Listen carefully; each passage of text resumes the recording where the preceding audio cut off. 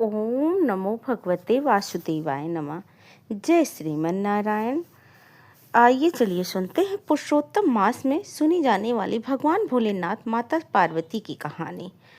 भगवान भोलेनाथ की जय हो, माता पार्वती की जय हो, पुरुषोत्तम मास के ठाकुर जी की जय हो, पुरुषोत्तम भगवान की जय हो, लक्ष्मी नारायण भगवान की जय हो। आइए सुनते हैं पुरुषोत्तम मास में सुनी जाने वाली भगवान शिव और माता पार्वती की एक सुंदर सी कहानी। प्रेम से बोलिए माता पार्वती की जय हो, भगवान भोलेनाथ की जय हो। एक दिन भगवान भोलेनाथ कैलाश पर्वत से पृथ्वी की ओर चले। उन्हें जाता देख पार्वती जी बोली, प्रभु आप कहाँ जा रहे हैं? भोलेनाथ बोले, मैं पृथ्वी पर जा रहा हूँ। पार्वती जी बोली, मैं भी आपके साथ चलूंगी। महादेव के मना करने के बाद भी पार्वती जी नहीं मानी और महादेव जी के साथ पृथ्वीलोक पर चली गई। घूमते घूमते पार्वती जी को भूख लगी। वह बोली, महादेव मुझे भूख लगी है, मुझे खीर खांड का भोजन करना है। महादेव जी बोले, चलो पार्वती आगे चलो। आगे आगे जाकर उन्होंने एक द्वार का गेट खटखटाया। एक सेठानी बाहर आई और बोली, क्या चाहिए महाराज? महादेव बोले, हमें खीर खांड का भोजन करना है। यह सुनकर सेठानी बोली, अगर खीर खांड का भोजन चाहिए हाँ तो अपने घर में क्यों नहीं खाया? ऐसा कहकर वह अंदर चली गई। अब महादेव जी और पार्वती जी आगे चले और आगे जाते ही बूढ़ी माई मिली और वह बोली, आओ महाराज बैठो, आपको क्या चाहिए? तब भोलेनाथ बोले, पार्वती जी को खीर खांड का भोजन करना है। बुढ़िया माई बोली, आप बैठो मैं अभी लाई। ऐसा कहकर बुढ़िया माई एक लोटा लेकर चलती है और महादेव बोले, बुढ़िया माई अब कहाँ चली? तो वह बोली, दूध चावल और खांड लेने जा रही। महादेव जी बोले, बुढ़िया माई अपने घर में से देख, दूध खांड और चावल बर्तन भरे होंगे। बुढ़िया माई अंदर गई और बर्तन में भरकर खीर बनाई। महादेव जी और माता पार्वती को भोग लगाया और भोग लगाने के बाद बुढ़िया माई बोली, महाराज बची हुई खीर का मैं क्या करूं? मेरे घर में तो कोई नहीं है। महादेव बोले, बुढ़िया माई आंख बंद कर। महादेव के कहने पर बुढ़िया माई ने आंखें बंद कर ली। महादेव जी फिर वह बुढ़िया माई अब अपनी आंखें खोलकर जब देखी तो बुढ़िया माई ने आंखें जब खोली तो उसके सामने उसके घर में बेटा बहू पोते पोतियों से भरपूर पूरा परिवार था।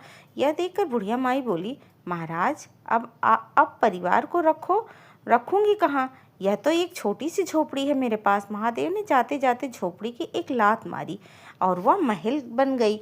बुढ़िया माई खीर के कटोरे को भरकर बांटने लगी।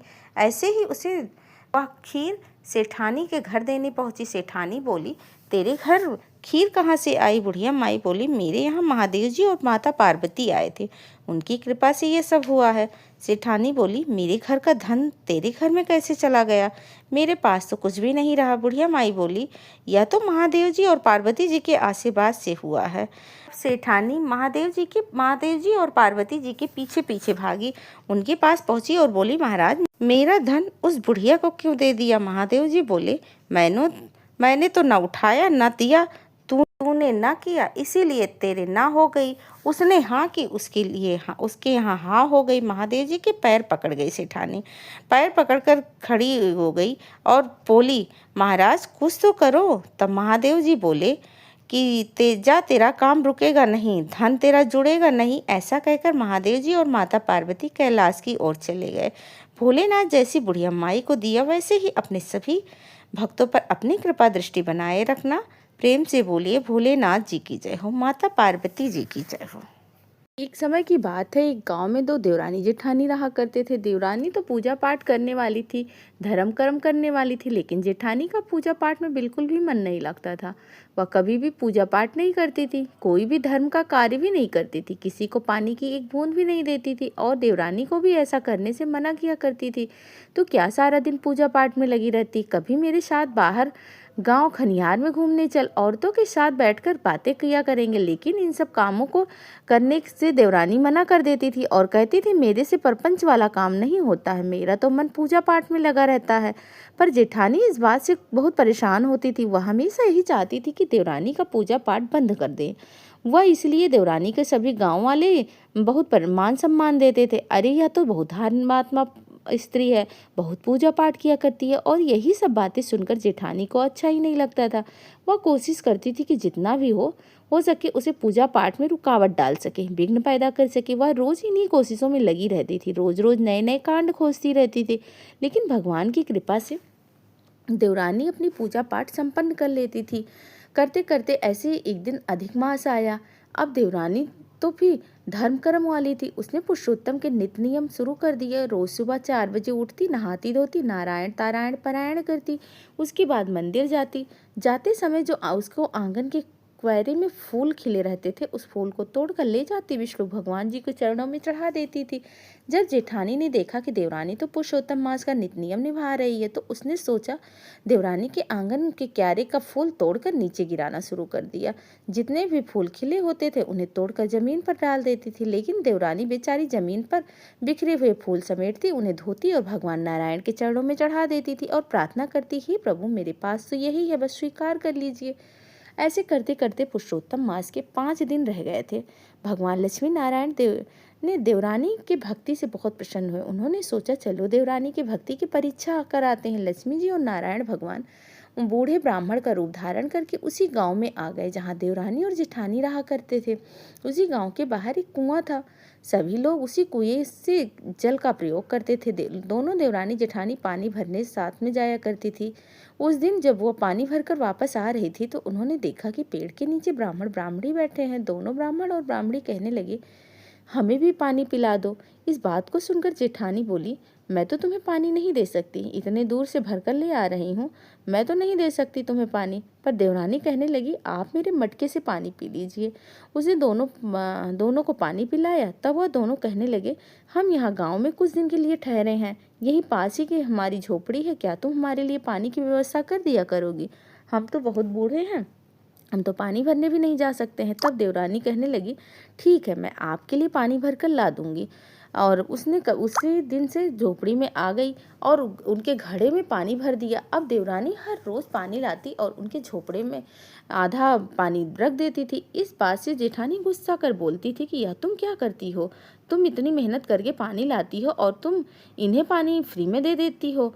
तब देवरानी कहती है, जीजी वह बहुत बूढ़े हैं, पानी कैसे लाएंगे? तब जेठानी कहती है, ठीक है, देख लो, मुझे क्या, धर्म कर्म मुझसे नहीं होता। इतना कहकर दोनों अपने अपने घर चली जाती हैं। अब देवरानी रोज उनके झोपड़ी में पानी रखाती थी। कोई काम होता तो वह भी कर देती थी, जैसे साफ सफाई, ब्राह्मण ब्राह्मणी के कपड़े साफ कर देना, और उन्हें नहला देती थी, पैर भी दबा देती थी।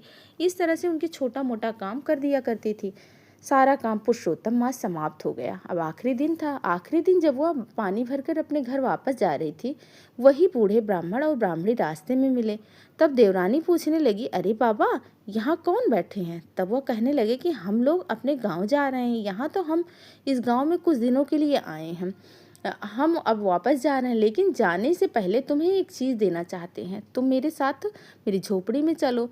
तब वह कहने लगी, ठीक है बाबा, चलिए। जेठानी ने सोचा पता नहीं क्या देंगे, लालच बस जेठानी कहने लगी, क्या मुझे नहीं लेकर चलेंगे? हाँ, मुझे क्यों लेकर चले, मैंने थोड़ी ना पानी पिलाया है, मुझे क्यों लेकर जाएंगे? तब भगवान विष्णु बोले, नहीं बेटी, ऐसी बात नहीं है, तुम भी हमारे साथ चलो, कर्मों का फल तो सबको मिलता है। ब्राह्मण के वेश में भगवान नारायण और लक्ष्मी जी दोनों को लेकर अपनी झोपड़ी में चले गए। जब झोपड़ी के अंदर जाते हैं तो देखते हैं वहाँ 2 घड़े रखे हैं, एक घड़ा सोने का, एक घड़ा मिट्टी का।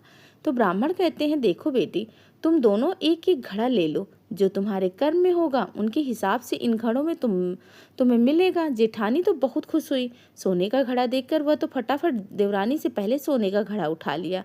घड़ा के मुख पर कपड़ा बंधा हुआ था। बूढ़े ब्राह्मण कहने लगे, इसे तुम्हें कल खोलना है, आज नहीं खोलना, कल नहा धोकर खोलना, जैसे तुम्हारा कर्म होगा उनके हिसाब से तुम्हारे उपहार मिलेगा। ब्राह्मण की बातें सुनकर जेठानी तो बहुत खुश हुई, क्योंकि उसके मन में उसने सोचा था कि घड़ा तो सोने का है, जरूर इसमें हीरे मोती होंगे। दोनों अपने अपने घड़ों को लेकर अपने घर आ गई। जेठानी ने तो अपना घड़ा अलमारी में रख दिया और बंद करके, अच्छे से बंद करके ढक के रख दिया। उसे लगा चोर चुरा ले जाएंगे, लेकिन देवरानी ने अपना घड़ा अपने मंदिर में ले जाकर रख दिया। अगले दिन सुबह उठी, दोनों ने स्नान किया, क्योंकि जेठानी को तो अपने घड़ा खोलने की जल्दी थी, पूजा पाठ तो वह करती ना थी। उसने फटाफट जाकर घड़ा खोलकर देखा तो उसमें राख भरी पड़ी थी। वो तो बहुत हैरान हुई, और घड़ा भी सोने में बदल कर मिट्टी का हो गया था। उधर देवरानी रोज की तरह नित्य नियम करने के बाद घड़ा खोला तो उसके हीरे मोती भरे पड़े थे। वह बहुत खुश हुई।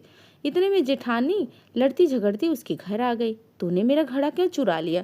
तब देवरानी वो कहने लगी, नहीं जीजी, मैंने आपका घड़ा नहीं चुराया, मैं तो आपके घर गई भी नहीं हूँ। पर जेठानी नहीं मानी और जबरदस्ती देवरानी का घड़ा ले लिया और अपना घड़ा दे दिया। जेठानी घड़ा लेकर ही जो था वो अपने घर आई। वह घड़ा मिट्टी का हो गया, उसमें राख भर गई। फिर जेठानी को बूढ़े ब्राह्मण की बात याद आ गई, तुम सबको कर्मों का फल मिलेगा। तब उसे अपने ऊपर बहुत पछतावा हुआ कि मैंने अपने कीमती समय परपंच में लगा दिया। जब मेरे कर्म ही बुरे थे तो मुझे इसके अलावा और क्या मिलेगा। तब वह रोती रोती अपनी देवरानी के घर जाती है और उससे क्षमा मांगने लगती। तब देवरानी कहती है, जीजी आप हमसे नहीं भगवान से माफ़ी मांगो। इसके बाद अब देवरानी जेठानी मिलकर नित्य नियम निभाने लगी। हे पुरुषोत्तम भगवान, जैसे आपने देवरानी पर कृपा की वैसी ही कृपा अपने सभी भक्तों पर बनाए रखना। प्रेम से बोलिए, पुरुषोत्तम भगवान की जय हो, माता लक्ष्मी की जय हो। समय की बात है, एक सेठ जी थे। उनके घर पीढ़ियों से धन ऐसे प्रचुर मात्रा से था। वह आधा धन के स्वामी थे, परंतु लक्ष्मी जी का स्वरूप तो चंचल है, आज यहाँ तो कल कहाँ। लक्ष्मी जी का मन सेठ जी के घर से भर गया था। वह किसी दूसरे के घर जाने के लिए लालायित हो रही थी। एक रात लक्ष्मी जी सेठ जी के सपने में आती हैं। सेठ जी ने देखा लाल वस्त्रों में सजी धजी सुंदर स्त्री उनके घर से निकलकर बाहर जा रही। सेठ जी उनसे पूछते हैं कि हे देवी, आप कौन हैं? मेरे घर आप कब आई और हम हमारा घर छोड़कर कहाँ जा रही हैं? माता बोली, मैं तुम्हारे घर की वैभव लक्ष्मी हूँ। कई पीढ़ियों से मैं तुम्हारे घर में निवास कर रही थी, परंतु अब मेरा यहाँ से मन ऊब गया है। अब मेरा यहाँ समय समाप्त हो गया, इसीलिए मैं यह घर छोड़कर जा रही। परंतु मैं तुम पर अत्यंत प्रसन्न हूँ, क्योंकि मैं जितने समय तुम्हारे पास रही हूँ तुमने सदा सदुपयोग किया है। संतों को घर में आमंत्रित किया है, उनकी सेवा करी है, गरीबों को भोजन कराया, धर्मार्थ कुएं बनवाए हैं, गौशाला प्याऊ बनवाया है, कुमारी कन्याओं के तुमने विवाह करवाए हैं, और तुम कथा भागवत यज्ञ करते रहते हो तथा अतिथियों का आदर सत्कार भी करते हो। इसीलिए मैं तुम्हें इतनी प्रसन्न हूँ तुमसे कि अब जाते समय तुम्हें वरदान देना चाहती हूँ। तुम जो चाहो मुझसे मांग लो। अब सेठ जी सोचते हैं कि मैं अकेला क्या करूँ, क्या वरूँ। मेरी 4 बहुएं हैं, मैं उनसे पूछकर वरदान मांग लूँगा। एक दिन का माता से समय मांग लेता हूँ।